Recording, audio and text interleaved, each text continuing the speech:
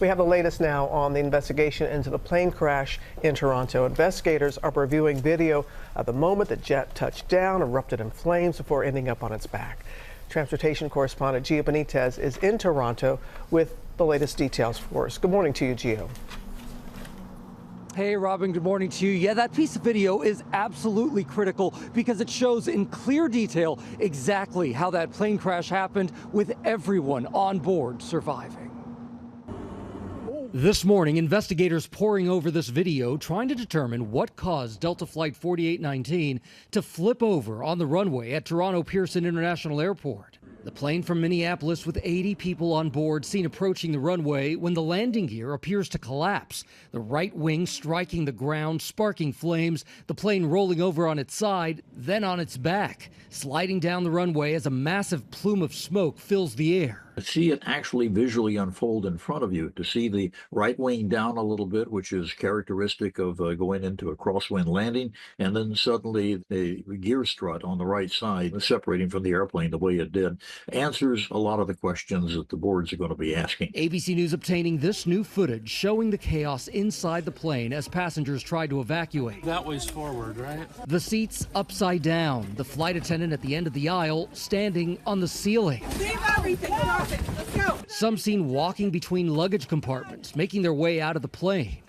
Passenger Brian Erickson says it all happened in an instant. Then all of a sudden, the plane started listing and turning to the right. I was hanging definitely by the seatbelt. I was sitting next to this nice lady. She started praying as loud as she could. The plane's charred fuselage now sitting frozen on the runway for examination. Officials pointing to the weather as a possible factor in the crash. On Thursday and Sunday, we got more than 20 inches, 50 centimeters of accumulated snow.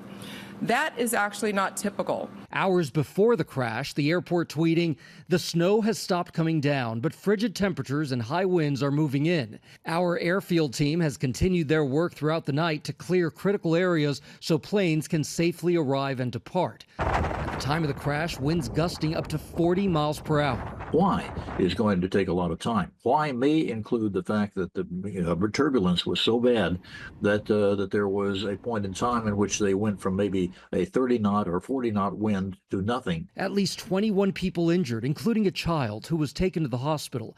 Patients treated for various injuries, including back sprains, head injuries, and nausea. But miraculously, all 76 passengers and 4 crew members survived.